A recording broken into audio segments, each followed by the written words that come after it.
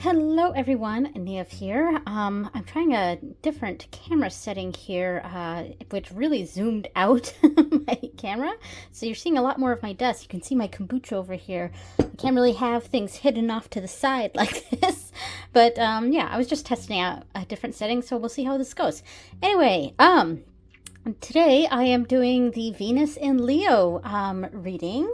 Yeah, so for these, what I've been doing is just using the Venus in blank spreads that I found on Pinterest by a person named moonmamaoracle. And that's what I've been doing for like probably the past 5 or so of these. I think the first one I did something else, and then I think it was after the first one that I started to use Moon Mama Oracle stuff. But anyway, honestly, like, it's great. It's just the spreads are a little samey for each of the signs, and they're a little too samey for me. And quite frankly, I'm just getting a little bored with them. They're great and everything. So definitely go check out Moon Mama Oracle's spreads. They are good. It's just I'm sick of it, so I wanted to try something else. So with these Venus readings, what I've been doing is pulling out the Venus card, the Leo, or the house card. Now this is the house that Venus is in my chart, and the sign. And this is from the Star Codes Astro Oracle. And that's what I'd been doing, is pulling out cards like that. Wow, that is so weird. Let me see if I can zoom in a little bit. It is very weird to have this set up like this. But anyway, yeah, so I've been pulling these out and just kind of having them off to the side, but I wondered if maybe I could use these as spread positions for the reading that I do for these Venus in blank videos.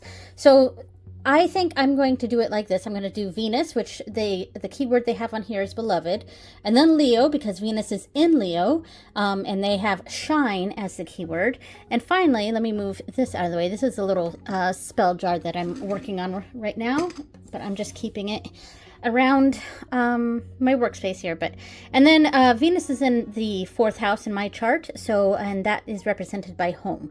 So I could use these as spread positions for the tarot reading for Venus in blank, the Venus transits. But what I also wanted to do, I've been using the Oracle of the Radiant Sun lately, just kind of playing around with it, because it's a deck that I haven't really started to use and I'd like to start using it. So yeah, so I pulled out for this here it is, Venus in Leo card, and their keyword for this is affair. So we have Venus, beloved, Leo, shine, 4th house, home, Venus in Leo, affair. Interesting. And because I want to relate this back to what's going on right now, I looked at my moon app on my phone, and the sign that the moon is currently in is in Sagittarius. As I film this. This is going up on Saturday, I believe, but as I film this, the moon is in Sagittarius. So the keyword for that is optimism. So I thought, here's a pretty good spread. We can go with this. Beloved, what would that represent? How,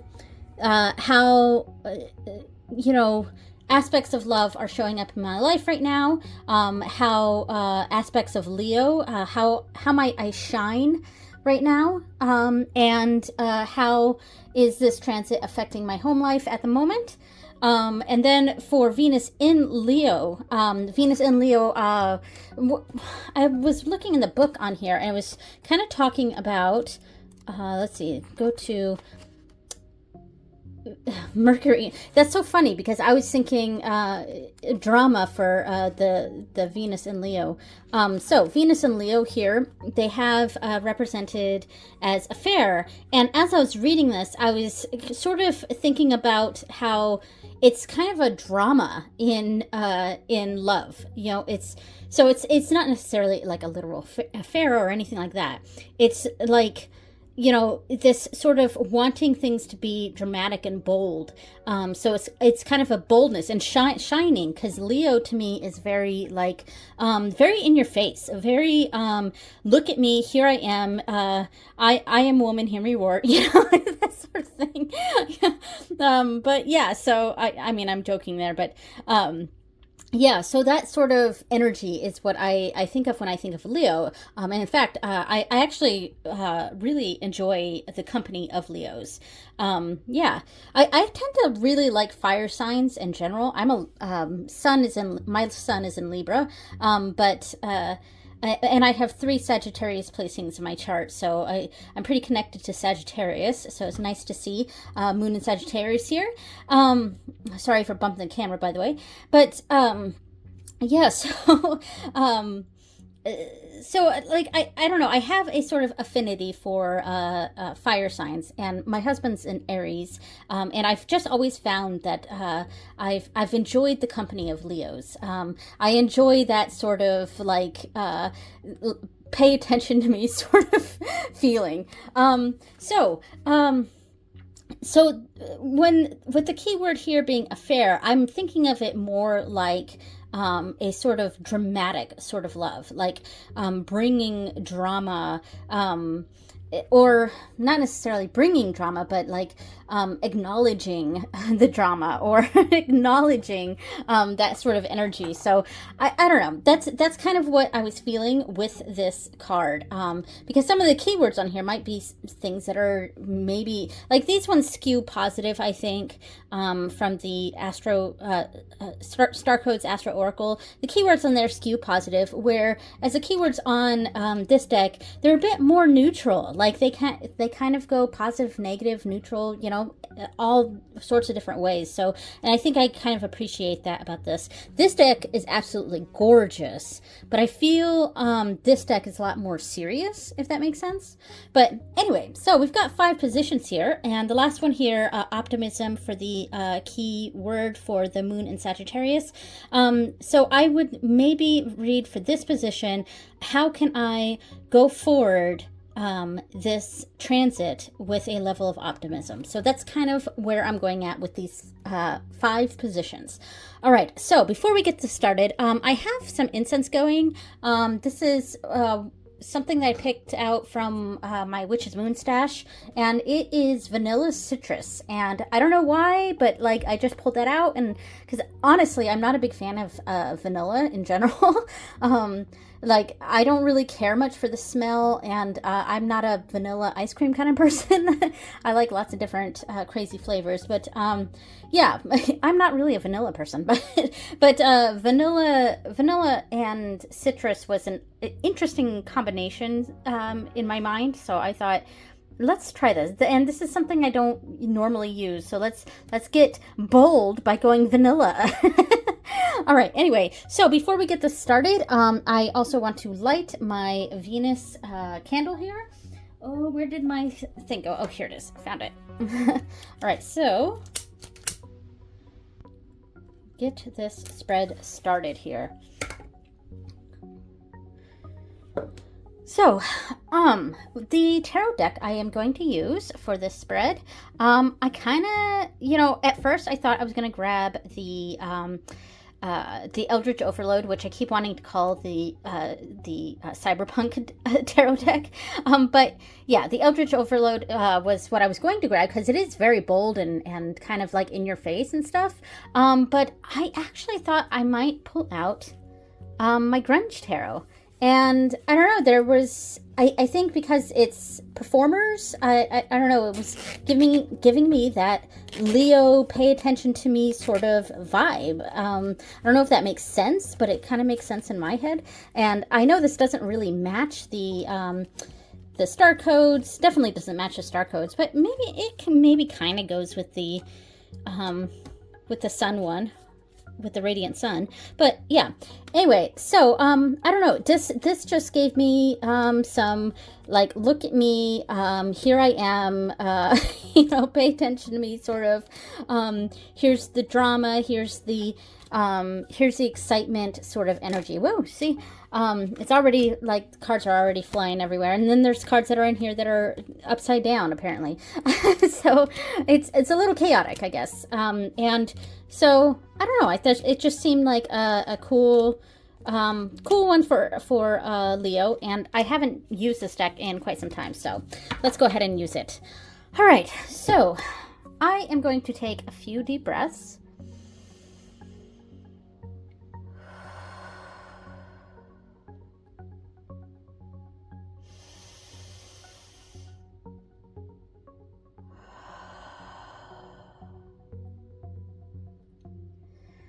And one more.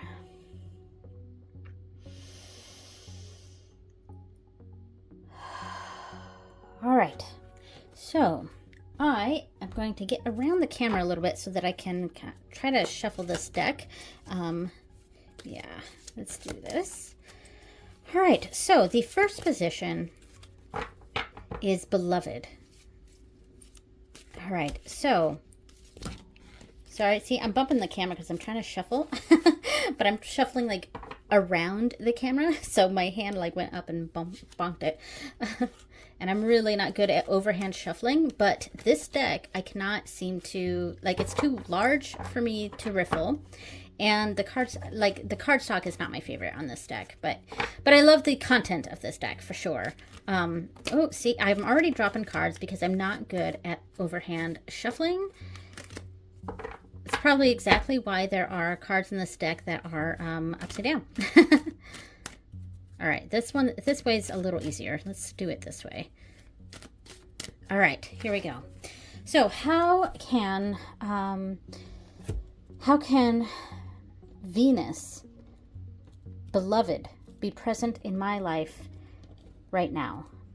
How is love showing up in my life right now? That's a better phrasing. How is love showing up in my life right now? All right. So I have the Six of Wands. All right. Wow, that's so very Leo in Venus Leo here. Yeah, very interesting.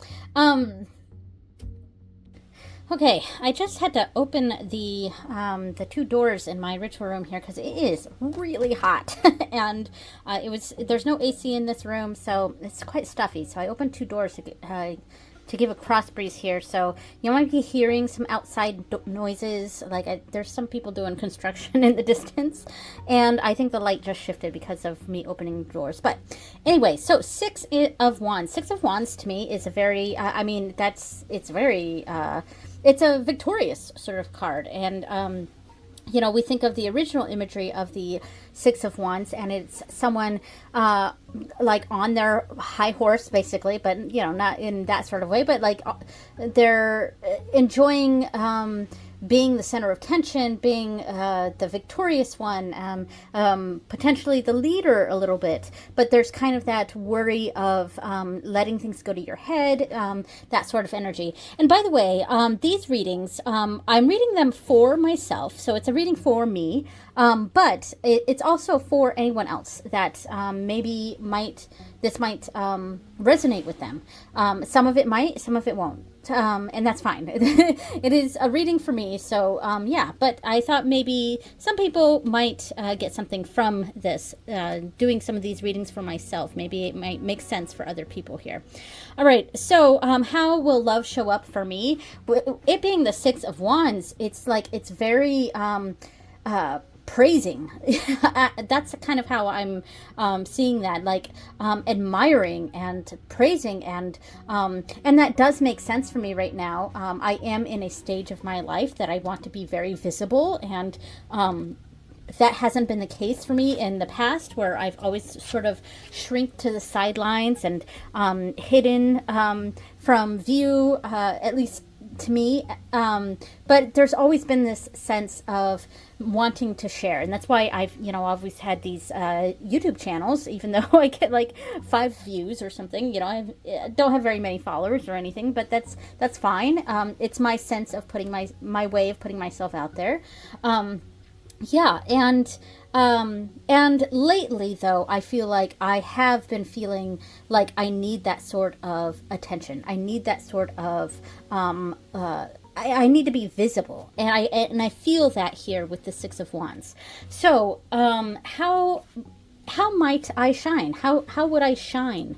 How do I shine this this transit? How do I shine this transit?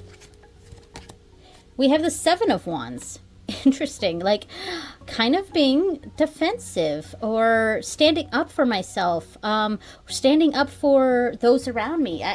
That's kind of what I'm getting from this. And it actually, like, it's kind of funny because last night my daughter and I went to a sort of protest thing. We went to our city council for their city council meeting, and several people in our group spoke up and talked about how we want to bring an international issue to our local government, and to get our local government to be able to put their support into bringing this issue to the state level, and then to the national level, etc.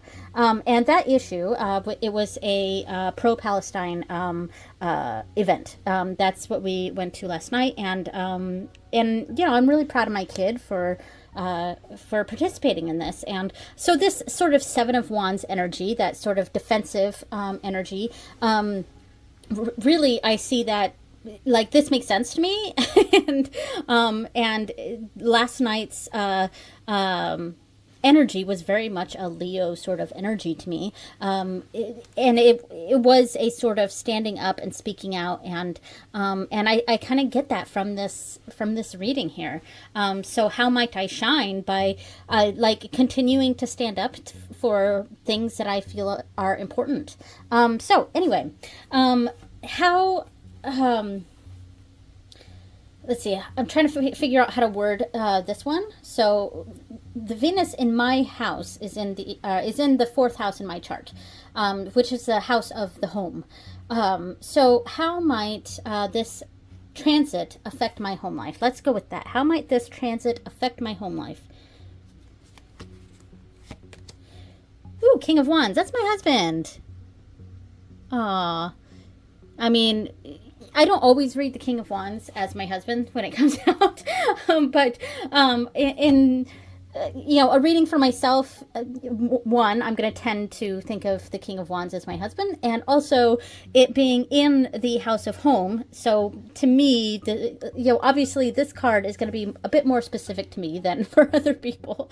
But yeah, so how might this transit affect my home life? I'm going to go with this is my husband. And what a cool image for this. I mean, that's pretty neat. So I just wanted to grab the book for the Grunge Tarot real quick, because this Grunge Tarot, first of all, my husband got this for me, so that's why I kind of like seeing my husband here.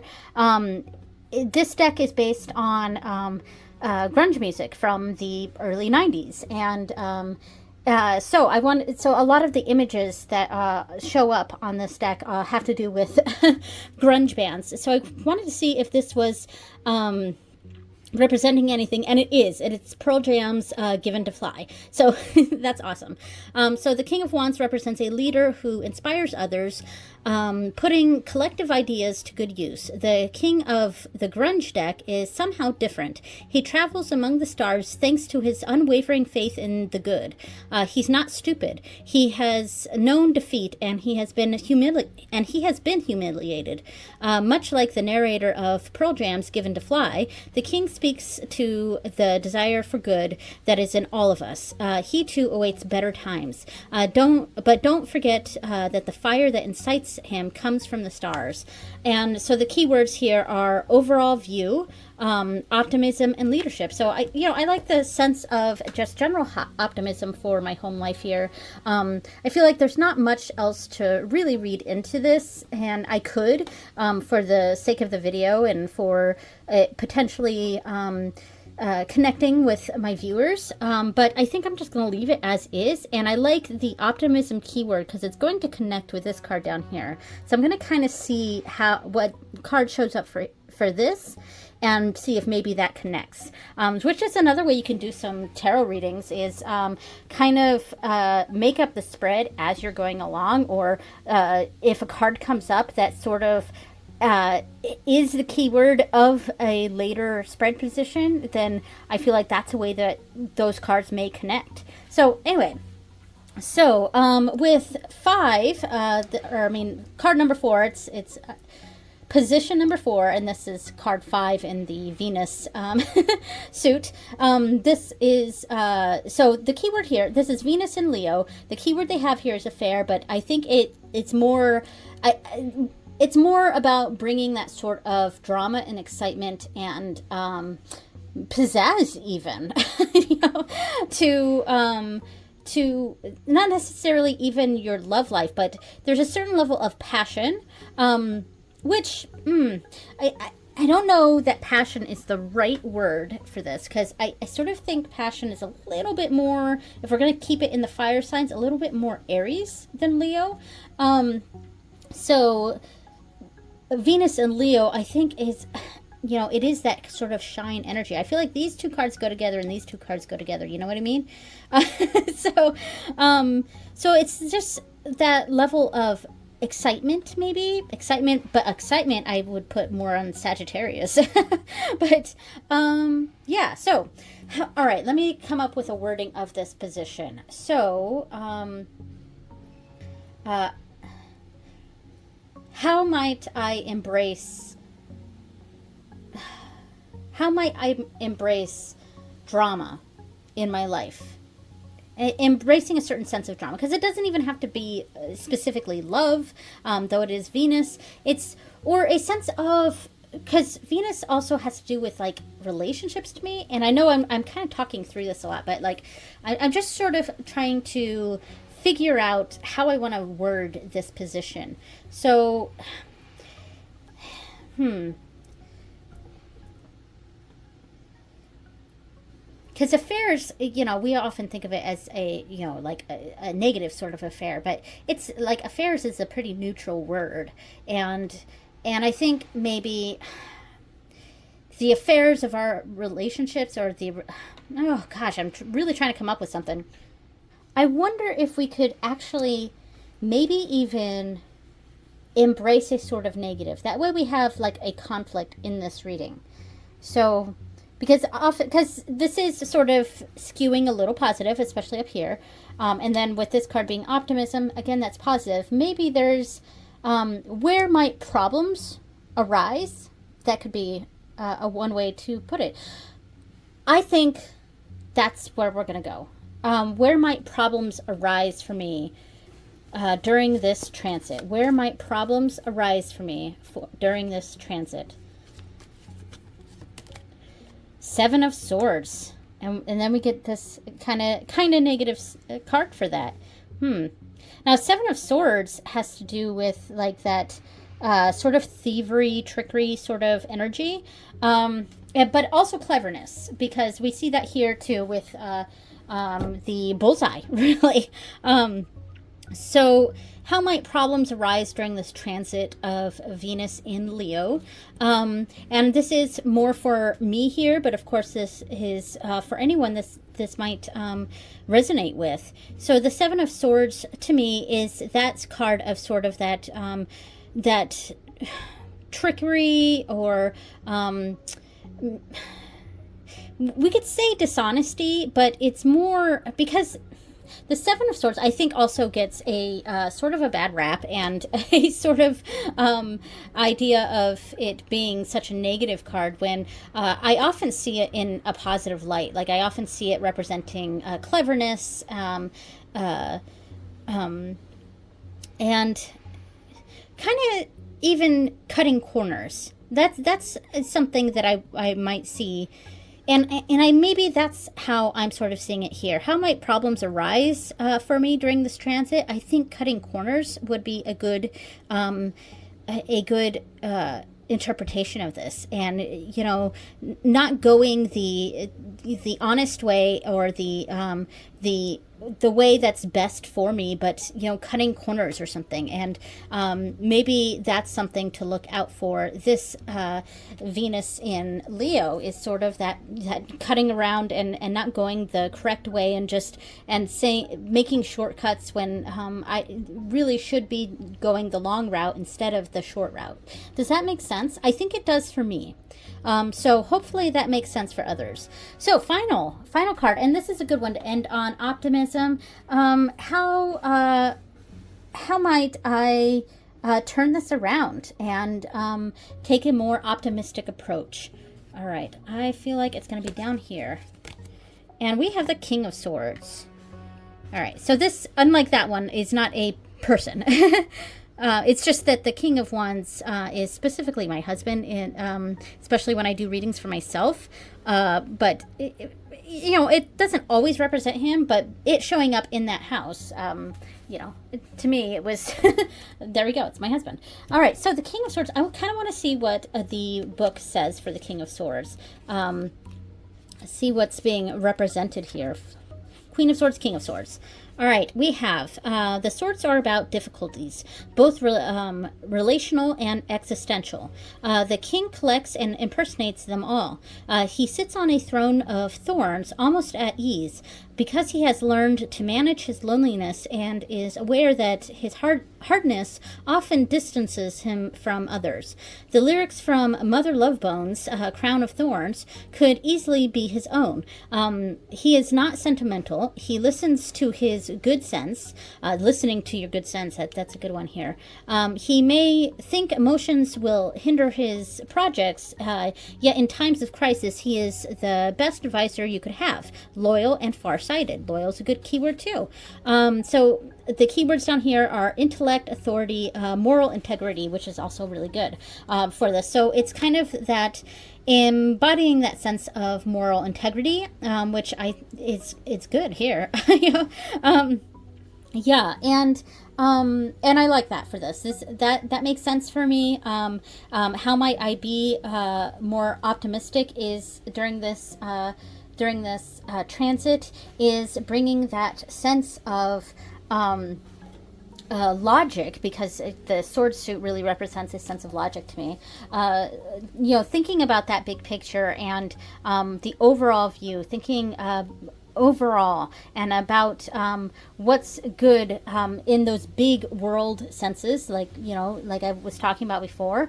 And so that it's got that big world energy here, but we don't have any major arcana cards, so that's interesting, because that I would indicate as big energy. But I don't know, I felt like this was really tapping into that what I went, like what my daughter and I did last night, and that sort of defending, but in a really positive way, sort of attitude.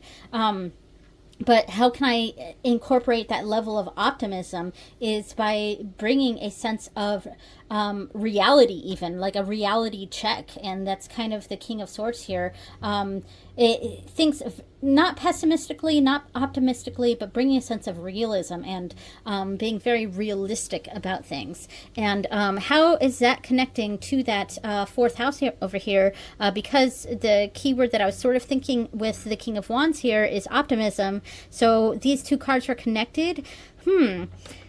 Well, they are both kings, so it's kind of that energy that I'm really, that protective energy that I typically get from kings in general, the king cards. So, and it's also sort of a mastering sort of energy and rising above things. And we see that here he literally is risen above, and here the key word is kind of talking about that, taking an overall look at everything. So I think that's kind of what I'm getting from this, that rising above and that overall attitude. And then even with the Six of Wands, that has an energy of rising above. And even this one has that energy of rising above. And I feel like that's kind of what I'm getting here from this whole reading. And this card, the problems are showing when I don't rise above, when I take shortcuts and go around things. So whew, I think I've brought that all together. So, yeah, I actually really like this. So I think I'm going to try to do the same thing for the next Venus transit.